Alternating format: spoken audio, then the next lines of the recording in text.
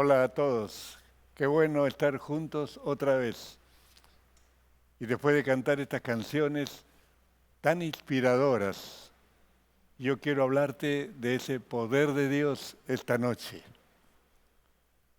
En circunstancias súper adversas, Dios manifestándose de una manera sobrenatural. En esta serie, cuando Dios responde, vamos a hablar de un profeta que es el más antiguo de los que escribieron. Es el profeta Amós.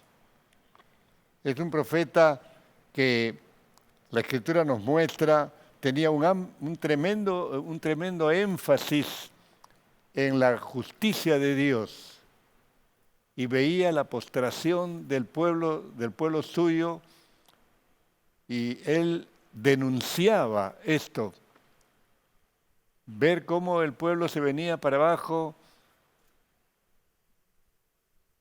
frente a cualquier observador diría, esto no tiene ningún arreglo. Quien pensaba así estaba absolutamente equivocado. Faltaban todavía 8 siglos para que el Mesías viniese.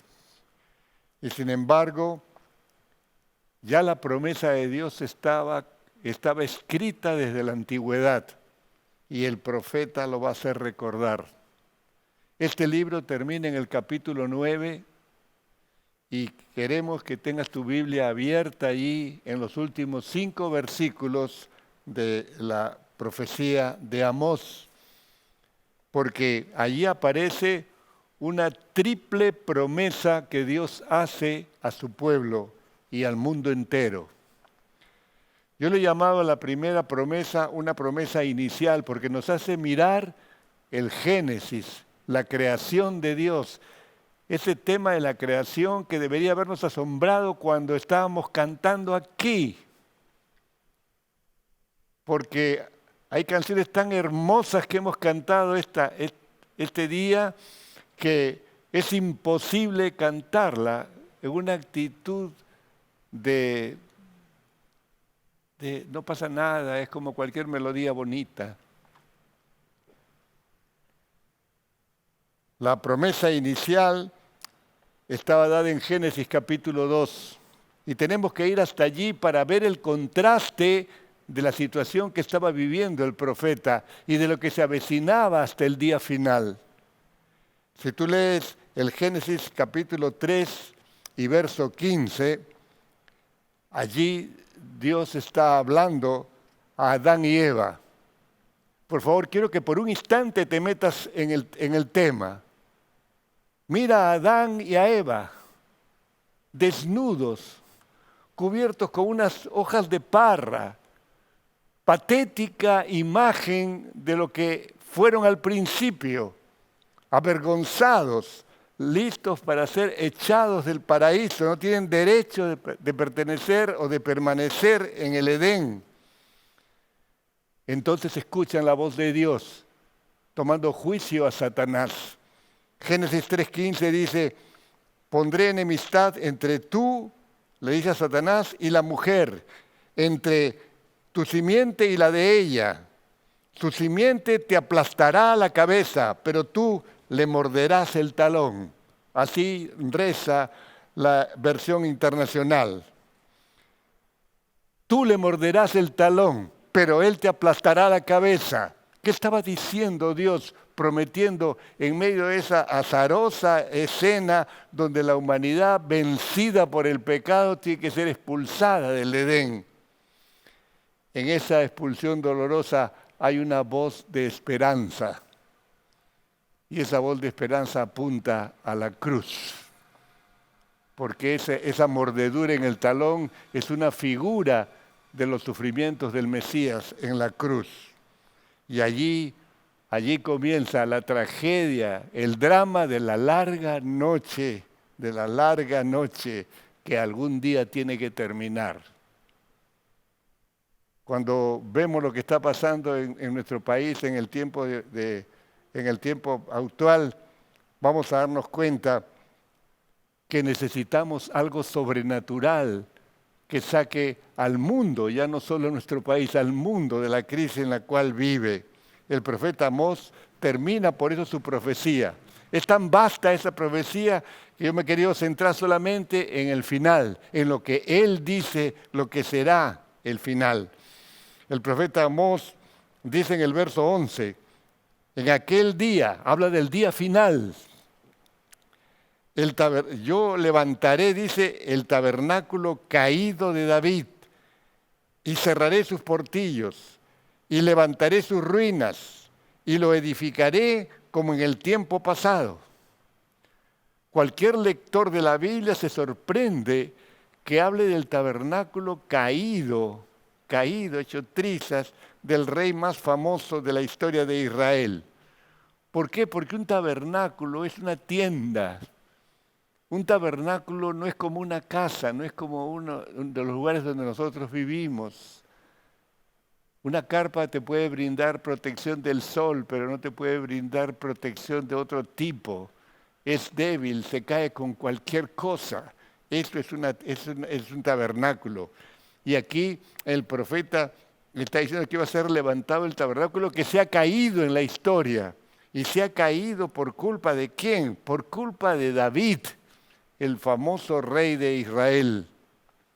Fueron sus pecados, fueron su estado espiritual el que hizo que ese tabernáculo que vivía bajo la protección de Dios, es decir, toda la presencia de Dios en la vida de David y su reino, se viniera abajo.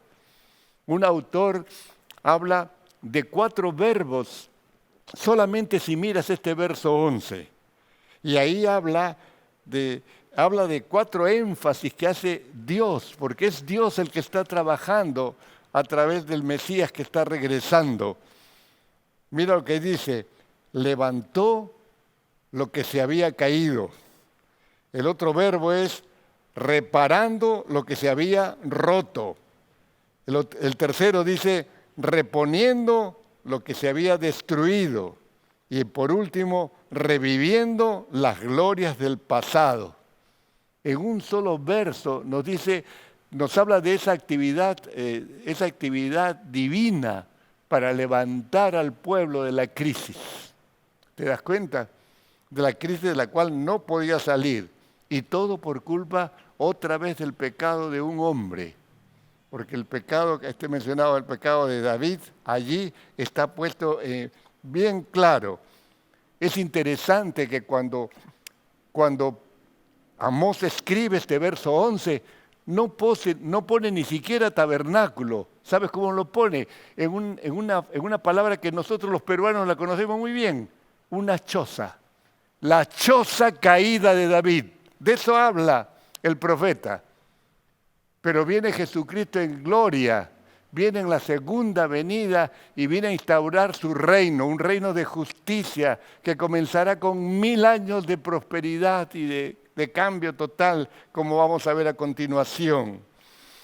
Fíjate que esta palabra tabernáculo que nos sorprende tanto, nos habla cómo Dios desde antaño venía hablando de esta forma de vivir, porque cuando estuvieron en el desierto y iban de la esclavitud en Egipto a la tierra prometida, Dios mandó preparar un tabernáculo que era el lugar de adoración para el pueblo de Israel. En el libro de Levítico, el tercer libro de la Biblia, lee conmigo el verso 23, el capítulo 23, el verso 43. Dice allí, así sabrán los descendientes de ustedes que cuando yo saqué de Egipto a los hijos de Israel, los hice habitar en tabernáculos. Yo soy el Señor su Dios. ¿Sabes? Hace muchos años estábamos en una reunión en una ciudad pequeña de Brasil, pastores de todo el continente. Era un grupito muy pequeño de pastores de las iglesias Encuentro con Dios que nos reuníamos 2 veces al año para intercambiar estrategias, y era un tiempo muy enriquecedor. Lo que te voy a contar es grotesco, pero grafica mucho lo que hay en mi corazón en este momento. Y tengo que decírtelo, porque lo que nos impactó fue tremendo. Estábamos en una ciudad cerca de Sao Paulo, la ciudad de Maringá. Esa ciudad no aparece ni en los mapas, ¿verdad? Y sin embargo, esa ciudad tiene como 3 millones de habitantes en Brasil. La iglesia era más grande que Miraflores, tenía en ese entonces como 3.000 miembros. Y ese pastor era un pastor que era músico y autor de muchas canciones cristianas. Él dirigía toda la alabanza, él era un hombre tremendo, tremendo. Daba gusto hablar con él. Y él nos invitó a su oficina pastoral. Te cuento, hermano, rápidamente que cuando entramos a esa oficina dijimos, ¿qué es esto? Parecía el despacho de una transnacional, había un lujo enorme. Era más grande que 3, 4 oficinas nuestras de acá en Miraflores. Y parecía una transnacional realmente. Y yo estaba con 2 pastores peruanos allí. Y siéntense, y nos sentamos en un sofá que tenía ahí frente a su escritorio, y nosotros nos sentamos, y de repente ese escritorio enorme, lujoso que tenía en la parte frontal, de vista a nosotros, unos casilleros donde había algunos adornos, algunas piezas que adornaban el escritorio por la parte de abajo, frente a la persona que estaba viéndole a él. Y de repente todos nos posamos en un recipiente que era absolutamente inadmisible que estuviese allí. Un recipiente de noche. ¿Me entiendes? Todavía los usan en los pueblos jóvenes, en los callejones de la Lima antigua, en los lugares más tristes de nuestra economía. Los peruanos pobres no tienen baño en sus habitaciones. Y este hombre nos contó su historia después. Ahí estaba el artefacto. Nosotros nos miramos y no pudimos soportar una especie de sonrisa, pero de asombro. ¿Qué hace esto aquí, en este lugar tan lujoso? Y él esperó que nosotros sonriéramos. Y cuando nos calmamos, entonces nos dijo, ¿saben por qué esto está ahí? Porque yo vengo de una familia muy pobre. Éramos 9 hijos. Tenía 8 hermanos, 9 hijos. Éramos 11 personas y vivíamos en una sola habitación. Todo eso, era una habitación, era sala, comedor, dormitorio, baño, era todo. Y por supuesto, 11 personas dormían en el suelo. Y entonces a él le tocaba limpiar esos recipientes todos los días cuando amanecían. Y por eso eso está aquí, dijo. Por eso eso está aquí.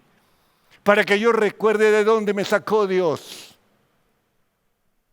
Se nos secó la risa, hermanos, para dar lugar a la sorpresa.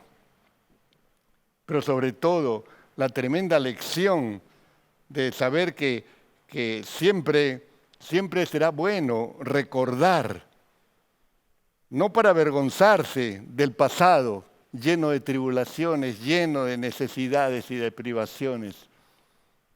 Por eso, cuando el pueblo de Dios, la sociedad actual, está sufriendo porque no tiene qué comer.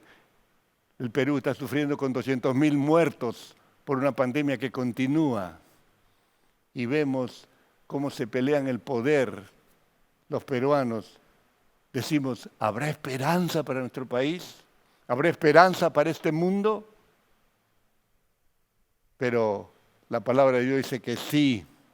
Y eso nos hace mirar bruscamente al final. Por eso cuando elegí el título puse La larga noche termina. Porque sí, es larga la noche de espera. Tenemos esperanza.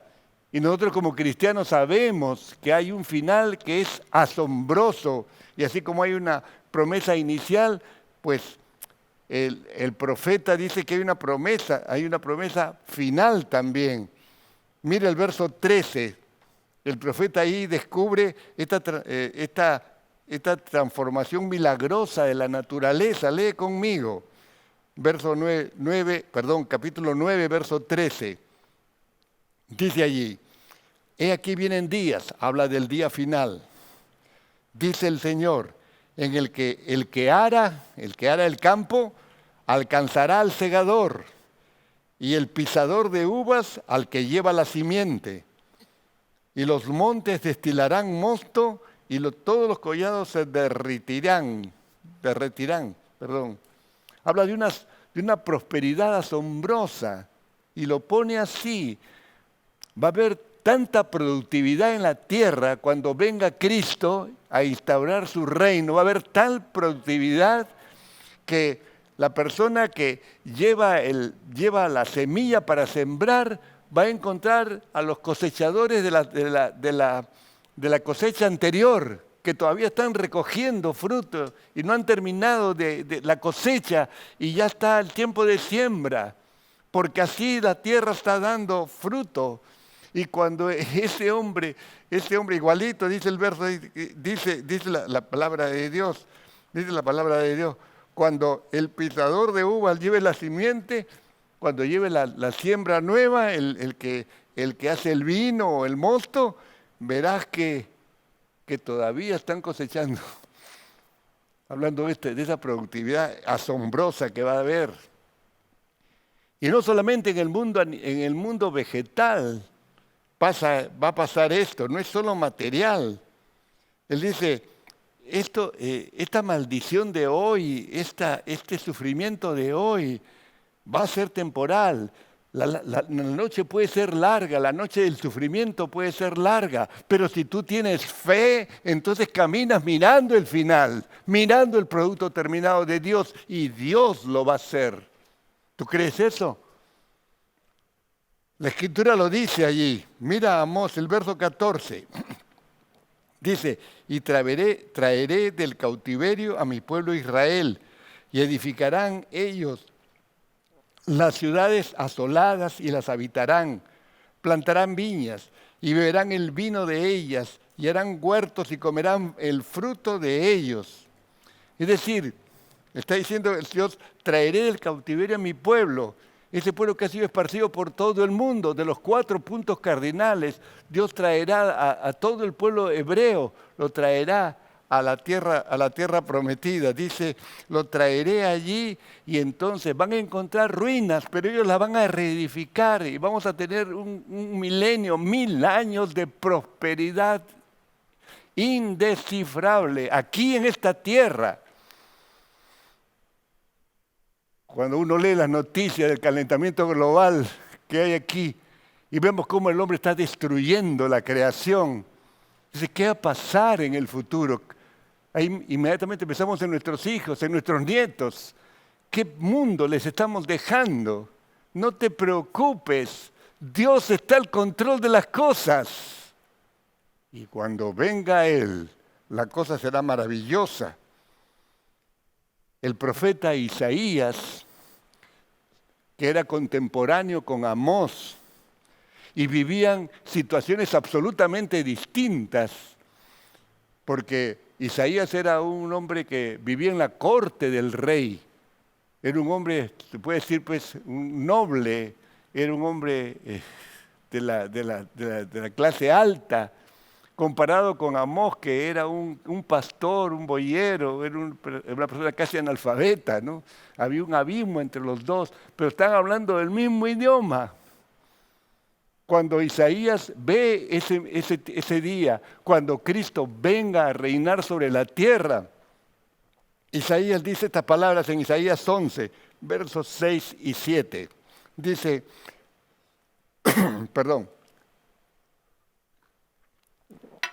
dice, morará el lobo con el cordero, y el leopardo con el cabrito se acostará. El becerro y el león y la bestia doméstica andarán juntos, y un niño los pastoreará. La vaca y la osa pasarán, y sus crías se echarán juntas. Y el león, como el buey, comerá paja. ¿Te imaginas un león comiendo paja? ¿Te imaginas un león herbívoro? Pero así será el milenio, con Cristo gobernando a las naciones. ¿Y sabe lo maravilloso? Que esa larga noche terminará. Podemos ver otros pasajes. Mira lo que dice el verso 15, cuando termina el profeta. Pues los plantaré sobre su tierra y nunca más serán arrancados de su tierra que yo les di, ha dicho el Señor tuyo. A ver, te lo digo, el Señor tuyo, el Señor tuyo, el Señor tuyo. Eso está diciendo el Señor. O sea que ese es para mí también, Señor, en el siglo XXI. Claro que sí, para ti también es, donde quiera que vivas. Y eso está diciendo, la larga noche terminará. Pero entre ese contraste, entre Adán y Eva lanzados del paraíso y la gran multitud de todo el mundo que podrá gozar del reino milenial de Cristo antes del estado eterno, uno puede darse cuenta que hay una tercera promesa, que es la promesa del presente. Yo le llamo ya no la promesa inicial de los tiempos primeros, ya no la promesa final de ese tiempo que acabamos de describir someramente.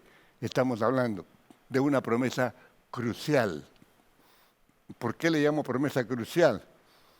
Porque tiene forma de cruz. Y eso es lo que dice la palabra de Dios. Dejé el verso 12 de este pasaje para el final. Porque Dios dice, para que aquellos sobre los cuales es invocado mi nombre, posean el resto de Edom y a todas las naciones, dice el Señor que hace esto. Esa es la promesa crucial, una promesa que apunta a la cruz. Dios promete que los seguidores de Cristo que vivan en obediencia, apunta a esto, posean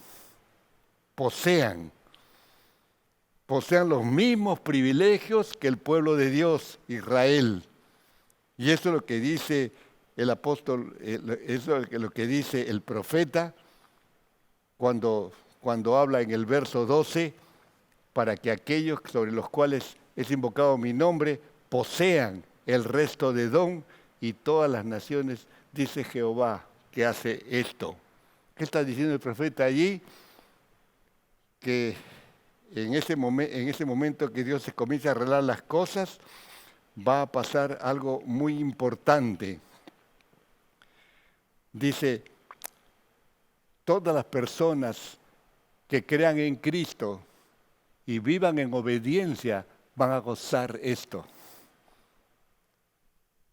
A veces leemos el Antiguo y el Nuevo Testamento y no prestamos atención al valor que tienen las palabras de la palabra de Dios.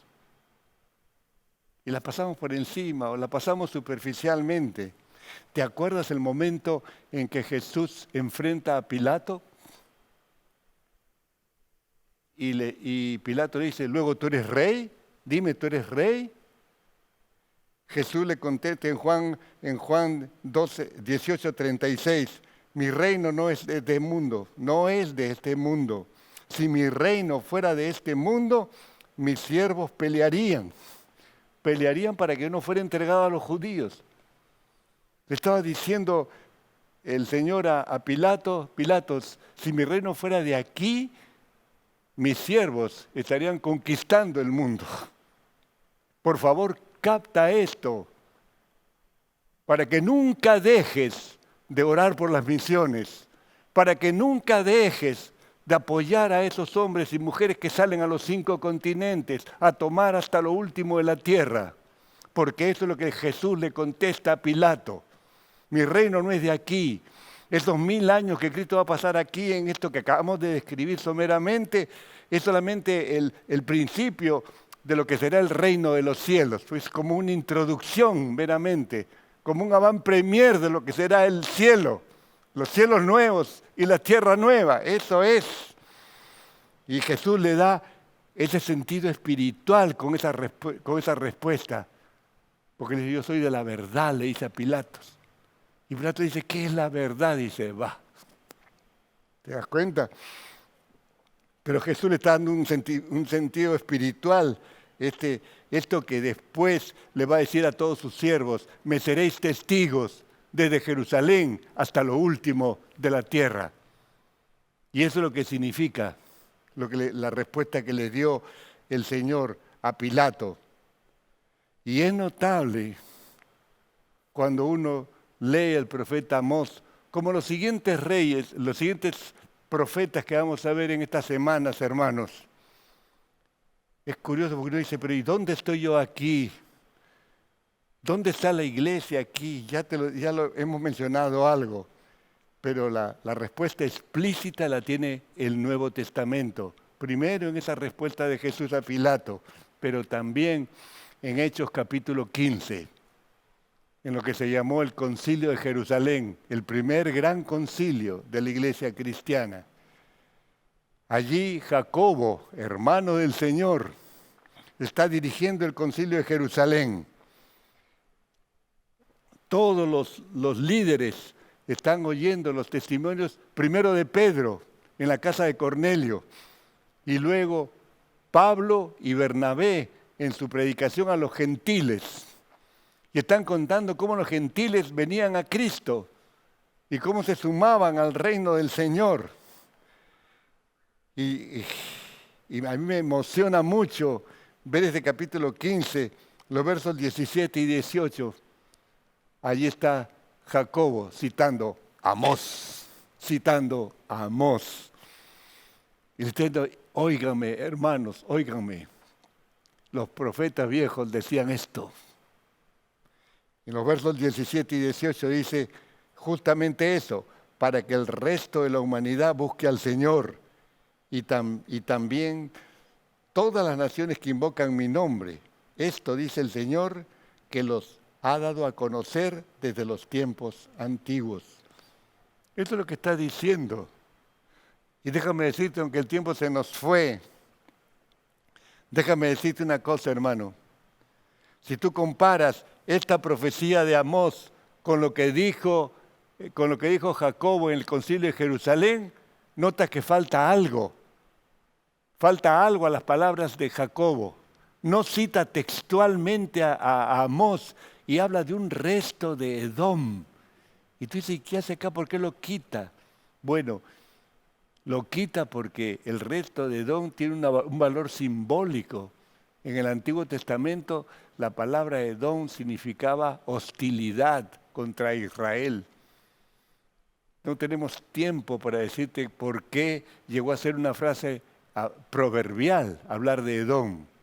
Es decir, Edom es lo peor, el peor enemigo que puede tener Israel se llama Edom, que era la tierra de Esaú, por supuesto, ¿no? Y la Escritura nos muestra que ahora en el Nuevo Testamento no aparece. ¿Por qué? Porque Amós en su profecía está diciendo que cuando viniera el Mesías de regreso, iba a conquistar militarmente a Edom y lo iba a incorporar otra vez al reino. Porque en los tiempos de David, Edom era súbdito de Israel y volvería a ser súbdito. Entonces, una sola nación. Y eso es lo que está profetizando el profeta Amós aquí. Esa hostilidad histórica de Edom contra Israel se convirtió en proverbial. Y estaba anunciando que cuando venga el Mesías iba a haber una guerra. Y el Mesías, o sea, Cristo de regreso, iba a instaurar su reino universal, iba a conquistar Edom militarmente. Pero eso era, como dije hace un instante, una figura de lo que es la expansión misionera de la iglesia. Tenemos que ir hasta lo último de la tierra, dice Amós, y esto le da un sentido universal al profeta Amós, hermano querido. Por eso, esa metáfora guerrera, no puedes tomarla literalmente del Antiguo Testamento y llevarla acá. Y vas a decir, tenemos una guerra. La persona en la calle dirá, ¿de qué guerra estás hablando? La guerra se gana con fusiles y cañones. No, esta es una guerra espiritual. Y el cristiano debe tomar hasta lo último de la tierra. Esa es su tarea. Por eso es que nosotros necesitamos entender la valía que existe entre la profecía del Antiguo Testamento y la profecía del Nuevo. Si tú ves acciones físicas en el Antiguo Testamento, tienen su correlato en el Nuevo Testamento en el ámbito espiritual. Tienes que verlo así para no violentar la palabra de Dios. Eso es lo importante de este profeta Amós que quiero dejar contigo. Por eso, en este momento, de vencido ya, quisiera preguntarte si tú estás dispuesto a seguir caminando en esta larga noche negra, esta noche de oscuridad, de pecado, de abandono de Dios. Yo quería decirte si estás dispuesto a seguir en tu fe, así haya persecución, porque hay planes para destruir el cristianismo en los 5 continentes. Si tú te das cuenta que tu fe tiene que ser defendida en el poder de la palabra de Dios y con la presencia y poder y autoridad de Jesucristo ahora, porque por eso tú eres creyente, yo soy creyente, entonces podrás ver grandes cosas que pasan aquí en nuestra tierra. Porque esto es lo que dice la palabra. Si mi pueblo se humillare y buscare mi rostro, entonces yo sanaré su tierra. ¿Tú crees eso? Y si hay aquí personas o están en otros ámbitos, porque hoy día no hay fronteras para nuestra predicación. No importa lo que estés haciendo, si estás en tu cama caminando, pero si tú estás oyendo esto y tú puedes tener una sensibilidad como para decir, sí, yo he convertido mi vida en una choza inservible. Era una gran ciudad, la ciudad de David, y se convirtió en una choza. Así mi vida está, Señor, en una bancarrota. Necesito que tú vengas y me levantes, me restaures, me repongas, me edifiques. Eso lo puede hacer cualquier persona, no importa en el estado que se encuentre. Y este es el momento para ti. Vamos a tener una palabra de oración. Y si tú quieres hacer un cambio en tu vida, si tú quieres que el Señor venga a tu corazón y desde allí controle desde hoy tu vida en esta nueva vida que Él te ofrece, entonces vivirás la experiencia de saber que la muerte no es el fin de todo, es más bien el ingreso y la entrada a la verdadera vida. Ora conmigo si quieres eso. Padre, te damos gracias, porque sabemos, Señor, que tu palabra es la verdad. Y al conocer la verdad, personificado está Jesucristo en nuestras vidas. Y Él quiere entrar en la corriente de esta vida destrozada por el pecado y transformarla en una vida útil con esperanza de futuro eterno, Señor. Aquí está mi vida, Señor, destrozada por mis malas decisiones, destrozada por mis pecados. Y quiero, Señor, pedirte con mi corazón abierto de par en par que tú entres entres a pacificarlo, entres a perdonar todos mis pecados, entres a limpiarme, Señor, pero sobre todo, que te quedes allí, que nunca más yo tenga que vivir en soledad, porque este es el comienzo de la verdadera vida, aquí y ahora. Gracias, Señor Jesús, porque yo sé que tú perdonaste mis pecados por adelantado en la cruz del Calvario. Y yo quiero apropiarme de ese pago que tú hiciste en la cruz por mí, a favor mío. Gracias, Señor Jesús. Gracias por la paz que pones en este momento en mi corazón. A ti la gloria y la alabanza. Amén. Amén. Que el Señor les bendiga.